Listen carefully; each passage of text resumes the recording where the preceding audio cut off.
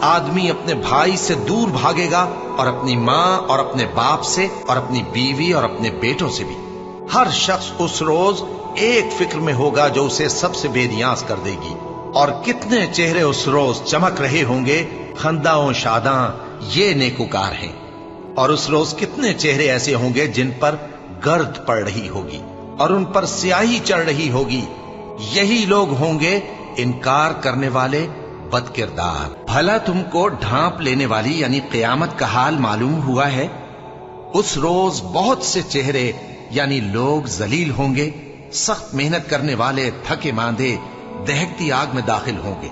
ان کو ایک کھولتے ہوئے چشمے کا پانی پلایا جائے گا، ایک سخت خاردار جھاڑی کے سوا ان کے لیے کوئی کھانا نہیں ہوگا جو نہ مفید غذا بنے اور نہ بھوک میں کچھ کام آئے۔ پھر جب وہ بہت بڑی آفت آئے گی، اس دن انسان جو محنت وہ کرتا رہا